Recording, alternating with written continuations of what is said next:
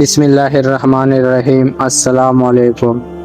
زندگی پھولوں کی سیج نہیں، کانٹوں سے بری وہ راہ گزر ہے، جہاں سے ہمیں دامن بچھا بچھا کے گزرنا ہوتا ہے۔ یا پھر یوں کہہ لے کہ دنیا کی زندگی وہ خاردار راستہ ہے، جہاں سے دامن بچھا کر جو گزر گیا اس نے امن پائی۔ زندگی کی حقیقت ایک زرد پتے کے سوا کچھ بھی نہیں۔ خدائے بزرگ اور برتر نے دنیا کی زندگی کو امتحان گاہ یا میدان عمل کے طور پہ ہمیں نوازا ہے۔ اس دنیا میں پائے جانے والی ہر شے کا کوئی نہ کوئی مقصد ہے۔ اسی مقصد کے تحت نظام کائنات کا پہیہ چل رہا ہے۔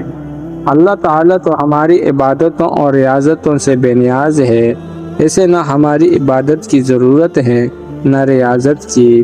پھر بھلا اس زندگی کی حقیقت کیا ہے؟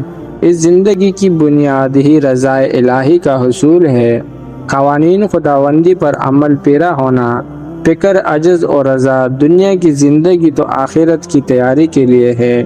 حدیث مبارکہ کا مفہوم ہے کہ اس دنیا میں ایسے رہو جیسے کہ کوئی سرائے ہیں اور تم مسافر۔ سو دنیا ایک مسافر خانہ ہے اور ہم مسافر ہیں جو ایک متعین مدت کے لیے یہاں قیام پذیر ہے۔ اس دنیا میں زندگی بے بندگی شرمندگی کے سوا کچھ بھی نہیں۔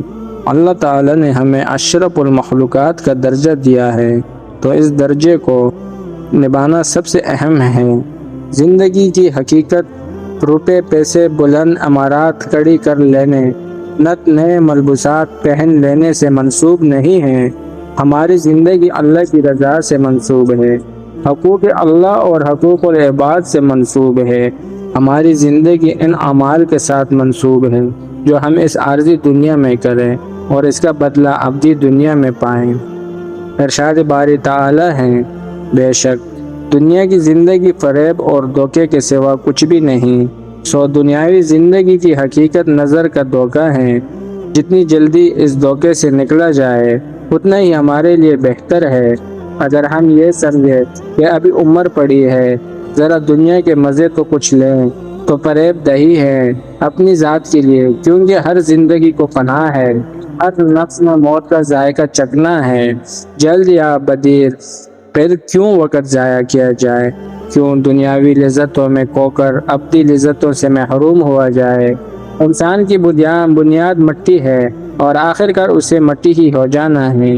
چنانچہ ہماری زندگی کی حقیقت دو گز قبر کی مٹی ہے اور ہمارے اعمال ہیں جن کی بدولت یا تو ہم اسے جہنم کے گڑھوں میں سے ایک گڑھا بنا سکتے ہیں یا پھر جنت کے باغوں میں سے ایک باغ۔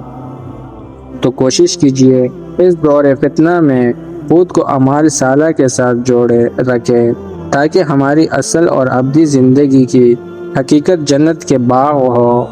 جزاک اللہ۔